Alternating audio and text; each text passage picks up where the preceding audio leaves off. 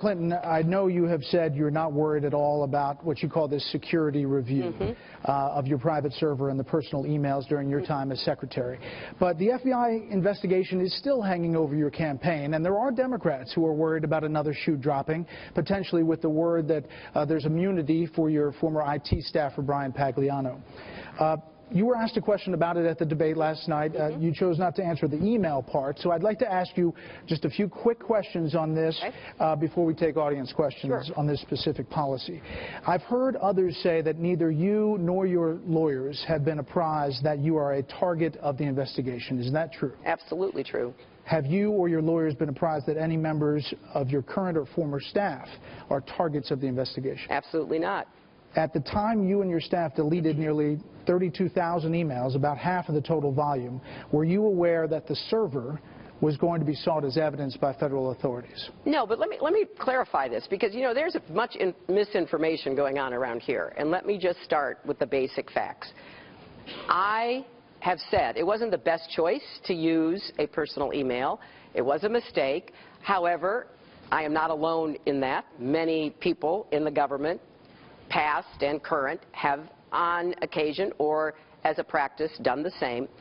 Nothing I sent was marked classified or that I received was marked classified. And specifically with respect to your question, every government official, and this is a legal theory, not just a theory, it's a legal rule, gets to choose what is personal and what is official.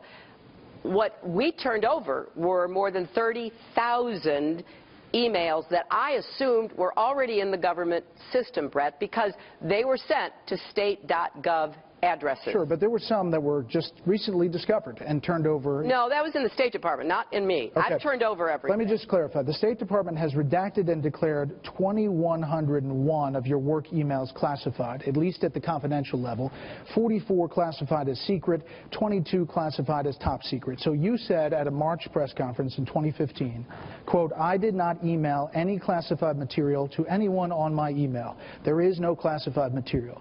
So can we say definitively that that statement's not accurate? No, you can't. Here's what happens. The State Department has a process for determining what is or isn't classified. If they determine it is, they mark it as classified. Well, who decides? The State Department decides. But what about you when you're typing an email? No, the State Department decides what is, and let me go a step further here. I will reiterate, because it's a fact, nothing I sent or received was marked classified. Now, what happens when you ask or when you are asked to make information public is that it's reviewed and different agencies come in with their opinions.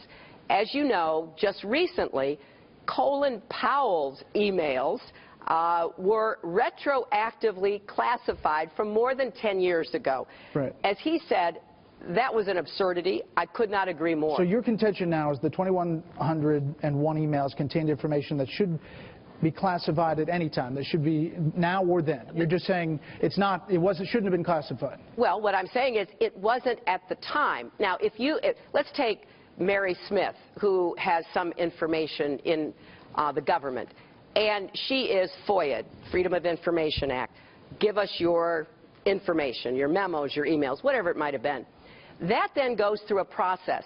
So even though the agency she works in has said none of this is classified, others start to have a chance to weigh in. Sure. So others might say, you know, that wasn't at the time, but now with circumstances, we don't want to release it.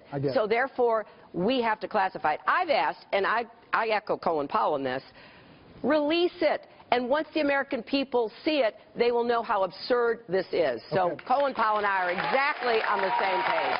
We want to get to audience questions. We've got a couple more things there. Let's turn to